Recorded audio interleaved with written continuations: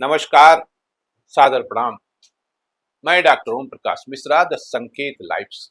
इस समय डीएनए का बाजार काफी गर्म है। खासतौर से उत्तर प्रदेश में डीएनए इस समय बहुत चर्चा में है। ऐसे ऐसे लोग डीएनए पर टिप्पणियां कर रहे हैं जिनको डीएनए का फुल फॉर्म भी नहीं पता, क्योंकि ये एक मेडिकल टर्म है।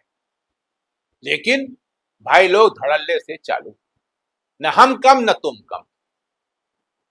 हम लोग उत्तर प्रदेश के वासी हैं। आप चाहे जितना हिंदू मुस्लिम यहां कर लीजिए, लेकिन यहाँ की जबान, यहाँ का बात करने का लहजा, यहाँ का तरीका ये बिल्कुल अलग है। हम गाली भी देते हैं तो आपके साथ, जनाब के साथ। बहुत पहले मुझे घटना याद है। मैं लखनऊ में चूंकि पढ़ा लिखा बड़ा हुआ, अपने एक रिश्तेदार के यहाँ मैं दिल्ली गया था। आपस में दो सगे भाई वो बात कर रहे थे, तेरे से बोला था ना।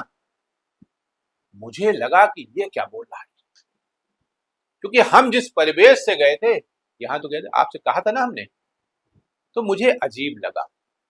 इस उत्तर प्रदेश में जब जबान फिसलती है या फिसलाई जाती है, ये या जबान का फिसलना एजेंडे के लिए होता है, तो बहुत तकलीफ होती है। बात चूंकि मैं डीएनए की कर रहा था, तो उसी पर आता हूं और फिर बात को आगे बढ़ाता हूं। इस समय एक नया एपिसोड शुरू हुआ है। एपिसोड ये है कि उत्तर प्रदेश के उप मुख्यमंत्री जो हैं और जिनके पास स्वास्थ्य मंत्रालय भी है, ब्रजेश पाठक जी अमूमन समाजवादी पार्टी को जब भी टारगेट करते हैं तो डीएनए की बात करते हैं। ये उनका तकिया कलाम है, ऐसा माना जा सकता है। ऐसा लिखन पढ़त में भी है, विधानसभा के अंदर भी इसकी चर्चा है। तो पिछले दिनों समाजवादी पार्टी के अधिकृत ट्विटर हैंडल से जबरदस्त तरीके से ब्रजेश पाठक के ऊपर अटैक किया गया। स्वाभाविक सी बात है, तिलमिलाहट होना जायज है, तिलमिलाहट होनी भी चाहिए। लेकिन मेरा मानना है कि जब आप किसी के ऊपर आए दिन अटैक करोगे, आपके भी तो अटैक का एक लहजा होना चाहिए, एक सीमा होनी चाहिए। मैं यहाँ एक जिक्र कर रहा हूं उत्तर प्रदेश विधानसभा की एक घटना का। कितनी तकलीफ होती है इस तरह की आप भाषा, चाहे सत्ता पक्ष हो चाहे विपक्ष हो। सत्ता पक्ष को हमेशा ये गुमान रहता है कि हम चाहे जो बोले, हमारे खिलाफ तो कुछ होगा नहीं। भाई आप हमको गाली दोगे, आप पावरफुल हो, हम जोर से नहीं बोलेंगे, नहीं मन में भी गाली, हम आपको गाली देंगे, धीरे से गाली देंगे क्योंकि डर है आपका, लेकिन गाली देंगे। और वो इसलिए देंगे कि आप हमको गाली दे रहे हो। मैं जिक्र कर रहा था विधानसभा में, अखिलेश यादव उसमें नेता प्रतिपक्ष थे उस समय के, और केशव प्रसाद मौर्य जी अपना बयान दे रहे थे। अखिलेश यादव जी ने उसमें बीच में कुछ कहना चाहा। केशव प्रसाद मौर्य जी का जो बयान था वो यकीनन ठीक है, बड़े नेता हैं वो, विधानसभा में जो भी कुछ कहा जाता है, लोकसभा में जो भी कुछ कहा था, उसके खिलाफ कोई एक्शन नहीं होता। लेकिन चूंकि ये रिकॉर्डेड है ना, इसलिए मैं उसका जिक्र कर रहा हूं।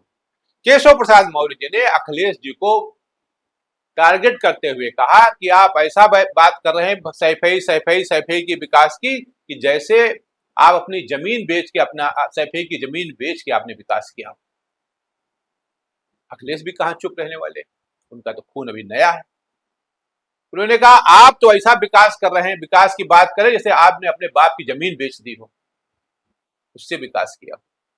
जी साइकिल पंचर हो गई है, तो अब पंचर का ठीक कराने की जो आपकी साइकिल है उसको शायद उत्तर प्रदेश जनता ठीक करेगी नहीं। इसलिए मैं लोक भवन में कब बैठूंगा, लोक भवन में हम लोग, ये पीडब्ल्यूडी मिनिस्टर रहे, ये भूल गए इनके जिले की मुख्यालय की सड़क किसने बनाई? आपने बनाई? बताइए बताइए। फोर लेन किसने बनाई बताइए? अध्यक्ष जी, मैं आप कृपया करके आपस में डिबेट नहीं करें, कृपया करके नेता प्रतिपक्ष पूर्व मुख्यमंत्री जी को ये बता दीजिए, ये 5 साल सत्ता में नहीं रहे, आगे 5 साल के लिए फिर विदा हो चुके हैं। 2027 में चुनाव आएगा, मैं तो यह मानता हूं कि फिर कमल खिलेगा, फिर आपका अभी कोई भविष्य इस समय नहीं है। लेकिन सड़क किसने बनाई है, एक्सप्रेस किसने बनाया है, मेट्रो किसने बनाई है? जैसे लगता है आपने सैफई की जमीन बेच करके ये सब बनवा दिया है। तुमने अपने पिताजी से पैसा लाते हो या बनाने के लिए? तुमने राशन बांटा तो पिताजी ने, क्या बात है?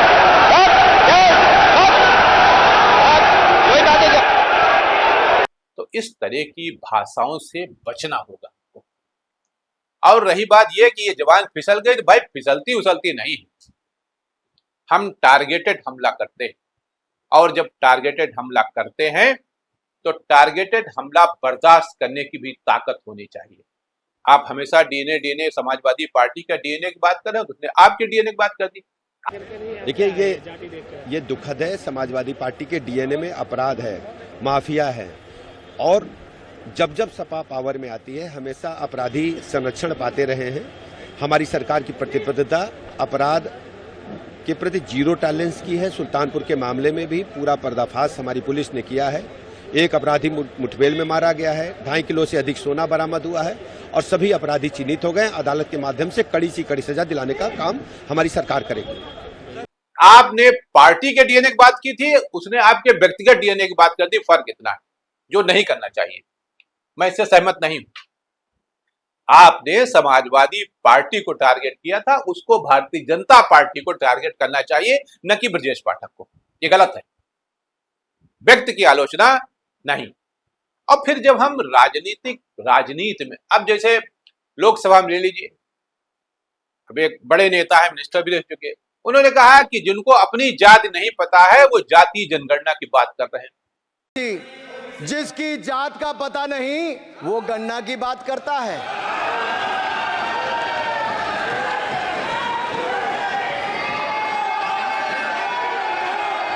सभापति महोदय, इनसे ये पूछना चाहता हूं, आपने जाति कैसे पूछ ली, ये बताइए बस। आप जाति कैसे पूछ सकते हैं? आप बताएं, जाति कैसे पूछ सकते हैं? आप पूछ के दिखाओ जाति तुम। आप जाति कैसे पूछोगे तुम? भाई जब आप इस तरह की बात बोलोगे ना, तो जवाब भी तो सुनने को तैयार रहना चाहिए। जब हम किसी के ऊपर कुछ बोले, किसी के ऊपर कोई अटैक करें, तो ये निश्चित है कि हमारे अंदर भी एक क्षमता होनी चाहिए कि जब वो हमको अटैक करेगा तो हम बर्दाश्त करेंगे। ये ठीक है कि आप सत्ता में हैं, सत्तारूढ़ दल है, आप FIR करा देंगे, बहुत से बहुत जेल चला जाएगा आदमी, लेकिन उस जेल जाने से वो बात दूर नहीं होगी। इसलिए हम बात करते समय समाज की, राष्ट्र की और राजनीतिक दलों की आलोचना न करें, न कि व्यक्तिगत की। हम अखिलेश यादव की अगर आलोचना कर रहे हैं तो उसकी क्या अवस्था, हम समाजवादी पार्टी की आलोचना करें ना। और उसी तरह समाजवादी पार्टियों ने जैसे कहा कि ब्रजेश पाठक को अपना डीएनए टेस्ट कराना चाहिए, आगे जो उन्होंने शब्द इस्तेमाल किया, मैं उनका इस्तेमाल यहां नहीं करना चाहता, लज्जाजनक है वो। तो उन्होंने ब्रजेश पाठक के डीएनए की बात की, जबकि उनको बात करनी चाहिए कि भारतीय जनता पार्टी का डीएनए या उत्तर प्रदेश सरकार का डीएनए। ये बात अलग हो जाती है। व्यक्ति को नहीं, संस्था पे आप अटैक करिए अगर संस्था गलत कर रही। मुझे बहुत पहले की एक घटना याद है। मनमोहन सिंह जी वित्त मंत्री थे, नरसिम्हा राव जी भारत के प्रधानमंत्री थे, अटल बिहारी वाजपेयी नेता प्रतिपक्ष थे। उन्होंने वित्त मंत्री की आलोचना की, उनकी नीतियों की आलोचना की। मनमोहन सिंह नॉन पॉलिटिकल आदमी थे, वो आर्थिक मामलों के विशेषज्ञ थे, अर्थशास्त्री थे, इकोनॉमिस्ट थे। उनको बहुत पीड़ा हुई। उन्होंने सीधे सीधे नरसिम्हा राव जी से कहा कि मैं इस्तीफा देता हूं। नरसिम्हा राव जी आश्चर्यचकित हो गए। नरसिम्हा राव जी से अटल बिहारी वाजपेयी के संबंध बहुत ही मधुर थे, ये सब जानते हैं। नरसिम्हा राव जी ने अटल बिहारी वाजपेयी को फोन किया और कहा जरा मनमोहन सिंह जी से बात कर ली। वो बहुत व्यथित है। अब उस समय की नेता प्रतिपक्ष और सत्ता पक्ष इस तरह का नहीं था जो इस समय होता है। राहुल गांधी और प्रधानमंत्री या गृह मंत्री शायद सालों से, दसों साल से बात नहीं हुई होगी, तो उस समय ऐसा नहीं था। अटल बिहारी वाजपेयी ने मनमोहन सिंह जी को फोन किया और कहा कि मैंने भारत सरकार के वित्त मंत्री के नीतियों की आलोचना की है, मैंने आपको तो कुछ नहीं कहा ना इसमें। तब जाके मनमोहन सिंह जी खामोश हुए।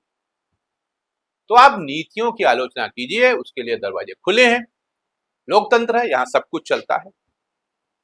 हम बात को आगे बढ़ाते हैं। अमूमन आम आदमी भी की जो जबान है बहुत कम फिसलती है। और अगर फिसलती भी है तो झूठ बोलने के लिए फिसलती है। बल्कि माननीयों की, राजनीतिक व्यक्तियों की जब जबान फिसलती है तो उसके पीछे कोई न कोई बड़ा हेतु होता है, ऐसे नहीं फिसलती। जबान फिसलना और कहकर मुकर जाना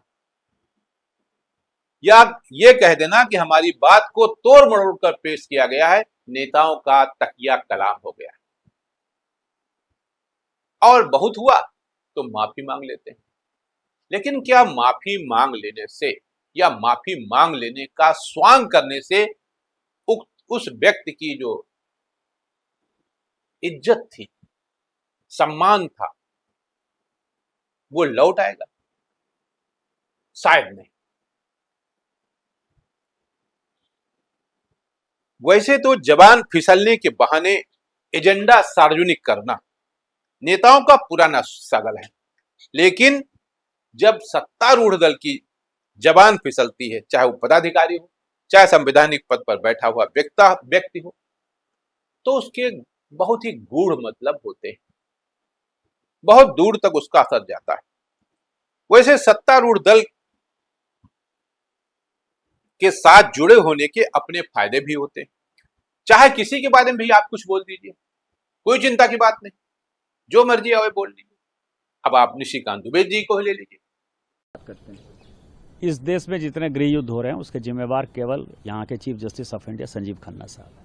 निशिकांत दुबे जी ने तो सीधे सीधे न्यायपालिका पर हमला किया, न्यायपालिका पर हमला किया था, संवैधानिक संस्था पर हमला किया था।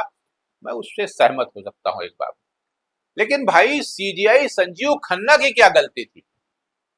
गलती इतनी थी कि वो सीजीआई थे, इसने आप उन पे भी अटैक कर दिया और कह दिया भारत में जो धर्म युद्ध या गृह युद्ध चल रहा है उसके जिम्मेदार सीधे सीधे संजीव खन्ना जी। ये कहां का न्याय है? सिर्फ चीप पब्लिसिटी प्राप्त करने के लिए, चर्चा में बने रहने के लिए इस तरह की बातें राजनीतिक दलों के नेता करते हैं। अभी मध्य प्रदेश में हर आदमी इस काम में लगा है कि हम कितना बड़ा झूठ बोल सकते हैं या कितना बड़ी ऐसी बात कह सकते हैं जो चर्चा में आ जाए। मध्य प्रदेश के एक डिप्टी चीफ मिनिस्टर हैं और एक मिनिस्टर हैं, दोनों ने अपने अपने तरह से किस तरह सेना को कटघरे में खड़ा कर दिया। एक कोई आम आदमी किसी ने कहा होता तो जेल चला जाता, राष्ट्रद्रोह का मुकदमा लगता, क्योंकि सेना की कार्यप्रणाली पर आपने उंगली उठाई। लेकिन उनका कुछ हुआ क्या? ना कुछ होगा, क्योंकि वो सत्तारूढ़ दल के हैं। तो क्या सत्तारूढ़ दल को यह अधिकार प्राप्त है वो जिसको चाहे गाली दे दे, जिसको चाहे जो कुछ कह दे? हम कह दें तो एफआईआर हो जाएगी। जैसे कि हमने अभी डीएनए की बात की, पता चला है कि यहां लखनऊ में समाजवादी पार्टी के अध्यक्ष के ऊपर एफआईआर हो गई, क्योंकि डीएनए की बात आई थी। तो भाई आपको ये अधिकार किसने दिया? और आप ये कब तक कहते रहोगे? विधानसभा या लोकसभा में जब प्रश्न उठाया जाता है विपक्ष के द्वारा, तो ये सत्ता पक्ष की जिम्मेदारी है कि टू द पॉइंट जवाब दे। लेकिन जवाब चूंकि आप पास है ही नहीं, आप इधर उधर क्यों उड़ाने लगते हो? डीएनए बताने लगते हो उसका, आप ये बताने लगते हो कि जिसकी खुद की जाति पता नहीं वो जाति जनगणना बात कर रहा है। आप 70 साल पुराने मुद्दे खोदने लगते हो। जवाहरलाल नेहरू ने कुछ नहीं किया 70 सालों। महात्मा गांधी के कारण देश का बंटवारा हो गया। राजीव गांधी ने कुछ नहीं किया, नरसिम्हा महाराज जी ने कुछ नहीं किया, इंद्र कुमार गुजराल जी ने कुछ नहीं किया, चंद्रशेखर जी ने कुछ नहीं किया।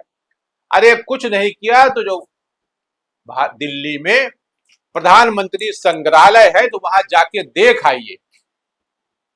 हर प्रधानमंत्री ने अपने संसाधनों के हिसाब से, सुविधा के हिसाब से, अपने ज्ञान के हिसाब से, अपनी योग्यता और क्षमता के मुताबिक बहुत कुछ किया है। और खाली ये कहने से काम नहीं चलेगा कि हमने कि 70 साल देश में कुछ हुआ ही नहीं। अरे आपको तो नहीं मालूम, आज जो लोग भाषण दे रहे हैं लोकसभा में, विधानसभा में, मुझसे पूछिए, हमने तो लाल गेहूं खाया है जो अमेरिका से आया था, आता था, सूखा दूध का पाउडर आता था। आपको क्या मालूम ये कि देश किस तरह धीरे धीरे करके बढ़ा है कच्छप गति से? जिस व्यक्ति के पास 10 रुपया हो वो पूरी ताकत लगा के भी करोड़पति नहीं हो सकता है, लेकिन जिसके पास 1 लाख हो वो जल्दी करोड़पति हो सकता है। देश जब आजाद हुआ तो देश के पास क्या था ये बताने की आवश्यकता नहीं है, इतिहास का विषय है, और जाके पढ़ लीजिए, उस प्रधानमंत्री संग्रहालय चले जाइए। आज जो लोग ये कह रहे हैं कि हमने ये तीर मार दिया, तो भाई अब देश काफी आगे बढ़ चुका था। 70 सालों में देश ने बहुत प्रोग्रेस की थी, और लेकिन आपको दिख नहीं रहा। आपको तो आलोचना करना है, कभी कभी समालोचना भी करिए, कभी किसी की तारीफ में भी 2 शब्द बोल दीजिए। आज जो लोग सेना की सफलता पर, सेना के पराक्रम पर जगह जगह राष्ट्रीय ध्वज लेकर प्रचार प्रसार कर रहे हैं, उन्हें सोचना चाहिए कि देश कितनी मुश्किलों से आजाद हुआ था, कितने लोगों ने आजादी में अपनी जिंदगी कुर्बान कर दी थी। जिन सरदार पटेल को लेकर बड़ी बड़ी बातें की जाती है, जरा उनकी भी एक किताब है, पढ़ लीजिए, सरदार पटेल के पत्र। आपको मालूम हो जाएगा कि जवाहरलाल नेहरू के बारे में उन्होंने क्या लिखा है, कि अगर जवाहरलाल नेहरू न होते तो हम इतने बड़े निर्णय न ले पाते। ये किताब है, पढ़ लीजिएगा। तो ये सब कहना बंद करिए, और जब आप कहेंगे, आप हमको गाली देंगे, आप साधन संपन्न हैं, पावरफुल हैं, हम धीरे से आपको गाली देंगे, लेकिन देंगे जरूर। मन में गाली देंगे ऐसे नहीं मानोगे, देंगे जरूर, लेकिन और जब मौका मिलेगा तो जोर से गाली दे देंगे। इसलिए अच्छा तो यही है, विवेकानंद जी का एक यहाँ उदाहरण है। एक बार विवेकानंद जी ट्रेन में सफर कर रहे थे, और उन्हीं के सीट के अगल बगल 2 अंग्रेज बैठे हुए थे, जो अंग्रेजी में भारतीय साधुओं की आलोचना कर रहे थे। विवेकानंद जी आराम से सुनते रहे, कुछ नहीं बोले। जब वो सब अपनी बात कह चुके तो उन्होंने अंग्रेजी में एक लाइन में जवाब दिया। तो उन लोगों ने कहा कि इसका मतलब आप अंग्रेजी आती है आपको? कहले हाँ, इतनी तो आती है जितना आप बोल रहे थे उतना हम समझ रहे थे। तो उन्होंने कहा प्रतिवाद क्यों नहीं किया? उन्होंने कहा कि आप जैसे गधे दिन भर मिलते रहते हैं, मैं किस किस का प्रतिवाद करूं? यह है बात। हम आपको जवाब नहीं दे रहे हैं, इसका मतलब हमारे पास जवाब नहीं है, इस भ्रम में मत रहिएगा।